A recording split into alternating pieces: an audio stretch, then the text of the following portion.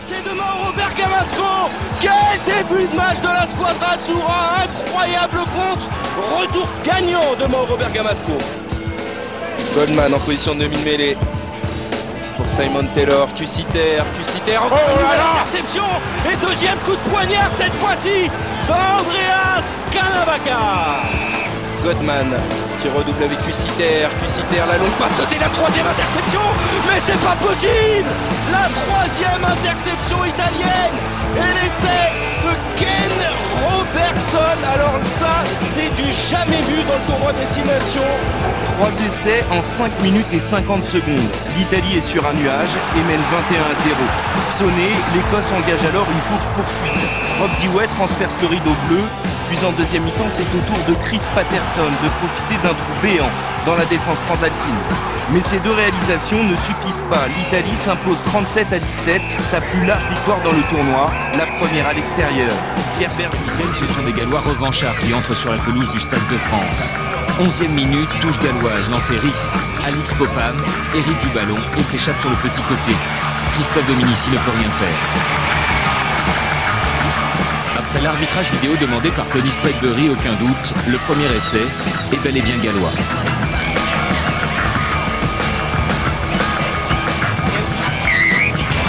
Pendant 20 minutes, par leur engagement et par l'intensité qu'ils mettent dans toutes les phases de combat, les joueurs du Dragon privent les Français de tous les ballons. Et ce sont eux qui prennent alors le jeu à leur compte. La meilleure illustration, la voici. Cette touche chapardée par l'alignement gallois donne une nouvelle occasion à Stephen Jones et ses partenaires de perturber la défense très agressive des Bleus. Une défense quasiment infaillible jusque-là dans ce tournoi 2007. Bien joué. Pour Rouf, attention au rebond, repris de volée, et peut-être le deuxième essai gallois, Tom Chetli, quel début de match, les Dragons rouges. Cette fois c'est sûr, ces Gallois ont bien une dent contre nous.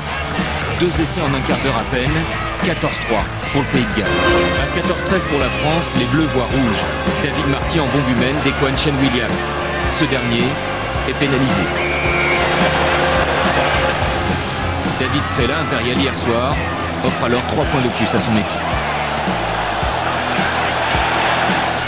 Dans la foulée, les avants bleus pilonnent la ligne rouge. Et patiemment, ils cabossent leurs adversaires comme de la tôle ondulée. Lionel Nallet finit par avoir le dernier mot. Et voilà la France virée en tête à la pause, 23-14. Puis 29-14 à 6 minutes de la fin. Au compteur des essais, les Gallois peuvent se consoler avec ce baroud d'honneur de Jamie Robinson, bien servi ici par Stephen Jones.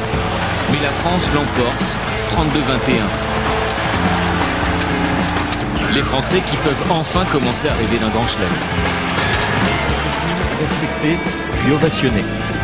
L'Irlande vient de gagner la première bataille, celle de la dignité, de la sérénité et de l'émotion.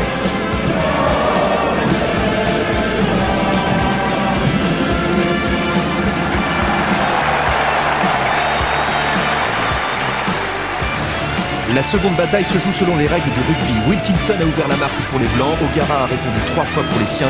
9-3 à la 30e minute. L'Angleterre joue à 14. Premier essai de Kirvan Dempsey. 16-3 pour l'Irlande. 8 minutes plus tard, les Blancs jouent encore à 14. Croque par pouce. David Wallace bouscule l'Angleterre et renverse la couronne. Avec un sans faute au pied d'O'Gara, l'Irlande domine sans partage à la pause. 23-3. De retour à 15 joueurs en deuxième mi-temps, l'Angleterre se rebelle après 3 nouveaux points d'O'Gara, la seule réelle occasion anglaise depuis le début du match. Essai de Strettle, 26-10 pour l'Angleterre, elle va revenir jusqu'à 26-13. Mais voilà, ce sacré samedi d'Irlande ne peut pas perdre à Croke Park. Le pied de Ronan O'Gara et la réception de Shane Organ portent le score à 36-13. Et l'Angleterre finit par se prendre définitivement les pieds dans ce tapis vert de Croke Park en demi. Dernière minute, Isaac Boss intercepte pour aller marquer le 4e essai irlandais. L'Angleterre est terrassée 43-13.